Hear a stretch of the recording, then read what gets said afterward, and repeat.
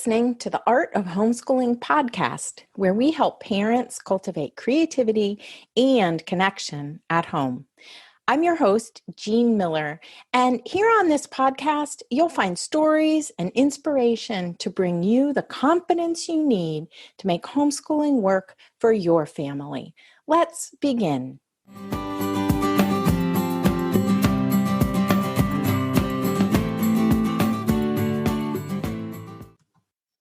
Hey friend, and welcome to episode 89 here on the Art of Homeschooling podcast. Today, I have 7 tips to help you show up as your best self or switch gears when you're feeling stressed. I want to encourage you to show up as your best self instead of your stressed self. Here we go. First tip, have a plan. Keep this in mind. Simple is actually better. We can get so overwhelmed by too many choices, too many approaches, too many ideas, too many resources. So if you're feeling overwhelmed, my best advice is for you to write down a simple plan for tomorrow. And then take a moment to feel good about that. That's an accomplishment. I came up with this idea a while ago of a minimum viable homeschool day, which I like to call the 20-20-20 guide. That's 20 minutes of reading aloud, 20 minutes of math practice, which could be games or other fun activities, and then 20 minutes outdoors. That covers language, arts, math, and science, and it's a super simple plan. Tip number 2, eliminate distractions. Honestly, you'll feel so much better if you can commit to a chunk of time to be fully present with your children. Even if it's just 90 minutes or 2 hours, commit to turning off all notifications, not checking your laundry or your email or anything else, no talking on the phone. And even if you finish the lessons before the time is up, I encourage you to stay present with your children. Just engage with them, right? Eliminating distractions can help calm our nervous systems so that we can focus better, so we can focus and be present with our children. It's a beautiful gift to give ourselves and our kiddos. Tip number 3, express gratitude. Have you heard the phrase, what you focus on grows? So let's start with what we're grateful for. Let's focus on that. I have a simple journal that I write in each morning. Just 3 things I'm grateful for. I write them down. It takes less than 5 minutes. Then at the end of the day, I write some highlights on what I learned from that day, and I fall asleep naming more things that I'm grateful for from the day that I've just experienced. And even on my worst days, sometimes this surprises me, but I can always find something to be grateful for. It feels so good to bookend my days with gratitude.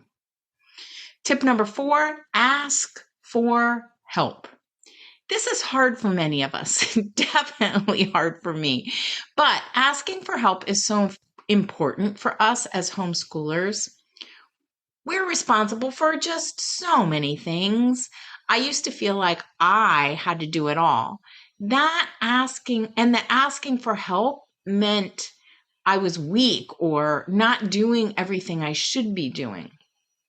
But then I heard a speaker once talk about how asking for help is actually giving another person an opportunity to contribute, to be part of something. And that was enough to convince me to try. So please ask for help of a partner, a child, a friend, a neighbor, relatives. Think of yourself as a facilitator of opportunities rather than the one who has to do it all. Tip number 5, switch things up. If homeschooling feels stale, it can really help to brighten it up with something different. You might switch up your daily rhythm and do skills practice first thing in the morning, or start your day with music. That can really be fun. Take learning outdoors or to a coffee shop even. Invite your older children to help your younger ones. There are just so many ways you might try shifting gears in small ways to really freshen up your homeschool. Tip number 6, add in a surprise. This is actually a great way to switch things up. Choose one way to surprise your children this week. This might include some new homeschooling supplies, a special field trip, a picnic, a new read aloud book, or a fun meal to celebrate the end of a block or unit of study. Surprises can bring a sense of delight and fun to your homeschool. And tip number 7, celebrate your wins. Finally, I encourage you to celebrate your wins no matter how small. Acknowledging and celebrating our wins actually helps us to stay motivated and keep going.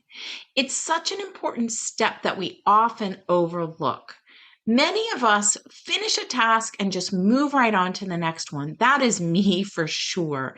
But imagine how it might feel to just take a moment to feel proud of what you've accomplished today, or in the last week or the past month. Then simply declare something like, we're going to the park today to play in celebration of finishing our lesson books.